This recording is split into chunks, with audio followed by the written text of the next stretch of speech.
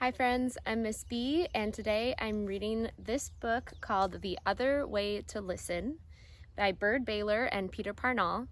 And Byrd Baylor happens to be one of my favorite authors of all time.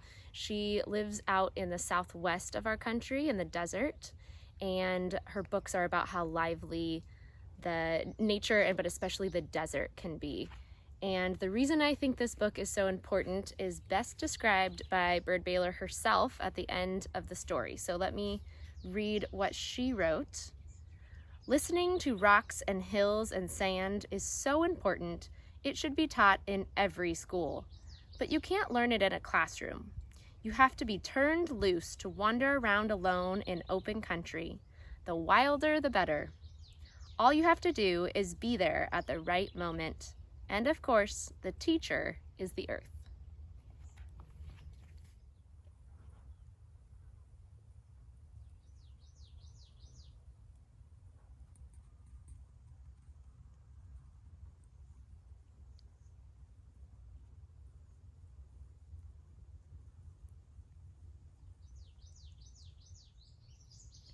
The Other Way to Listen by Byrd Baylor and Peter Parnall.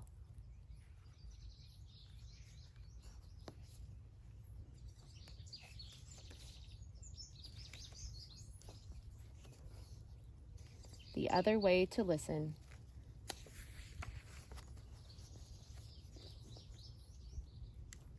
For Ricky's, Jesse, and Zach.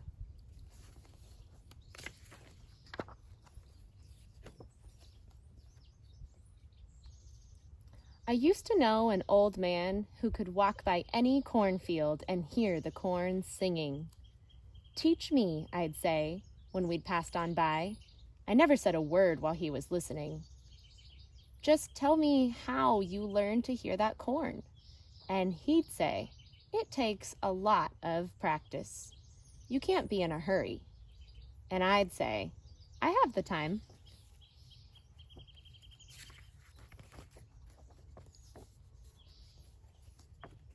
He was so good at listening.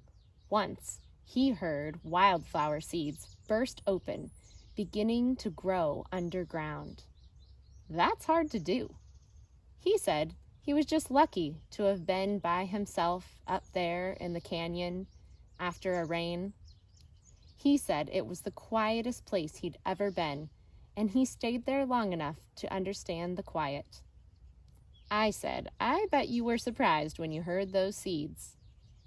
But he said, "No, I wasn't surprised at all. It seemed like the most natural thing in the world." He just smiled, remembering.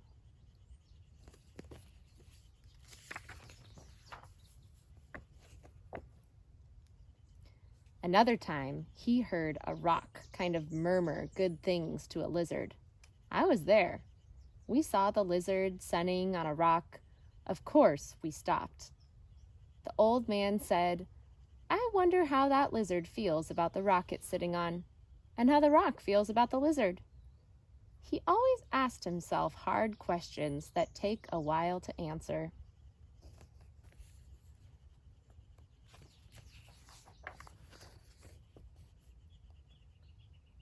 We leaned against another rock. A long time passed. And then he said, "Did you hear that? They like each other fine." I said, "I didn't hear a thing." He said, "Sometimes everything being right makes a kind of sound." Like just now. It wasn't much more than a good feeling I heard from that old rock. Were you surprised to hear it? I always had to ask. He said, "Not a bit. It seemed like the most natural thing in the world." I said I wish I'd heard it too. He said he thought I might someday.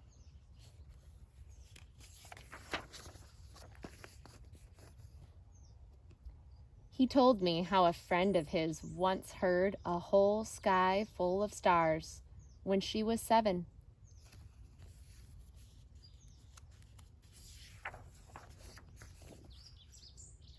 And later on, when she was 83, she heard a cactus blooming in the dark.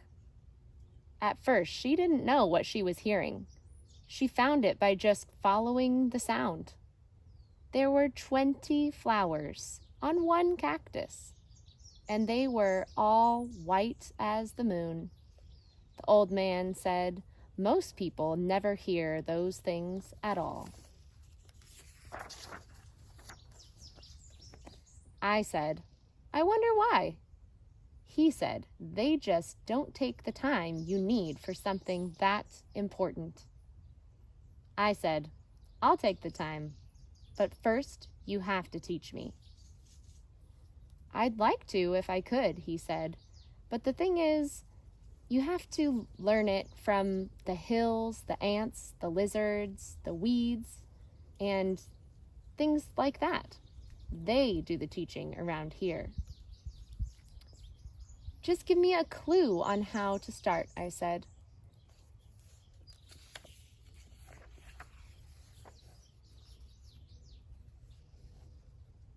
And so he said, "Do this. Go get to know one thing as well as you can. It should be something small. Don't start with a mountain. Don't start with the whole Pacific Ocean. Start with one seed pod, or one dry weed, or one horned toad, or one handful of dirt, or one sandy wash." I said, "I'll take the sandy wash." He said he started with one tree.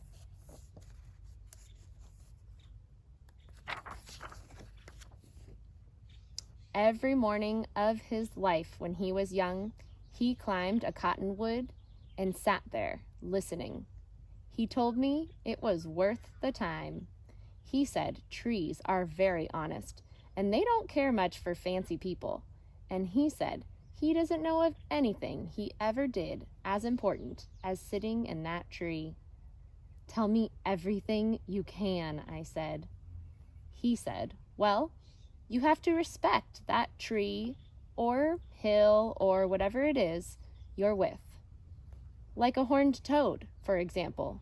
If you think you're better than a horned toad, you'll never hear its voice, even if you sit in the sun forever." And he said, "Don't be ashamed to learn from bugs or sand or anything." I said, "I won't." He thought of one more thing. "It's good to walk with people, but sometimes go alone. That way," he said, "you can always stop and listen at the right time."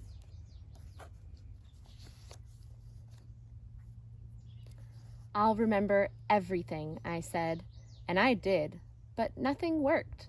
I thought there must be something wrong with me because I only heard wind and quail and coyotes and doves, just things that anyone could hear.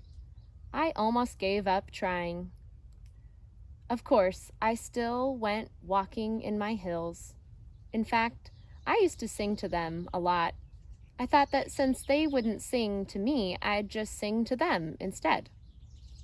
The day I'm telling you about now, I was singing, and the whole song was this: "Hello, hills, hello, hills, hello, hills, hello."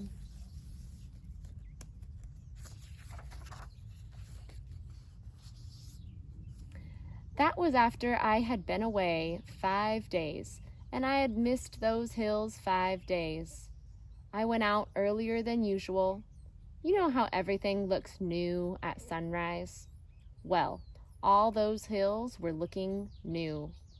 I was just walking where I always walk, but that morning I kept thinking, here I am.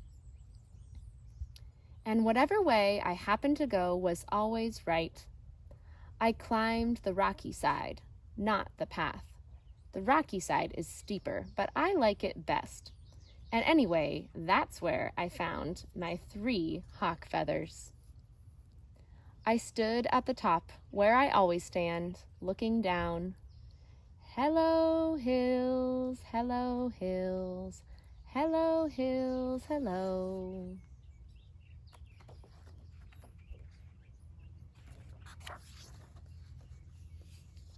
All I know is, suddenly, I wasn't the only one singing.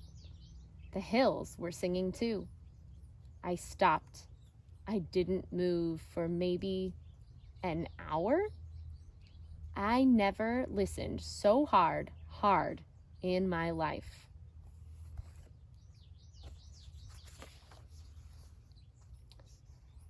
Of course, their kind of singing isn't loud. It isn't any sound you can explain. It isn't made with words. You couldn't write it down. All I can say is it came straight up from those dark, shiny lava rocks, humming. It moved around like wind. It seemed to be the oldest sound in the world. All I can say is I was standing in the middle of that sound at 7 o'clock in the morning, just thinking, here I am, and thinking, listen, and not even being surprised. It seemed like the most natural thing in the world.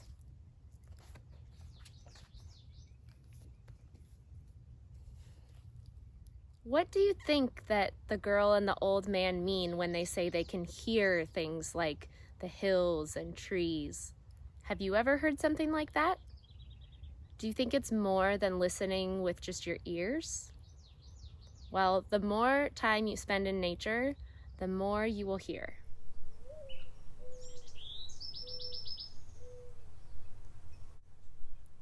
Watch the Curious Seeds Nature Journal Use Your Senses video for a nature journal prompt based on this book. And as always, enjoy nature and have fun.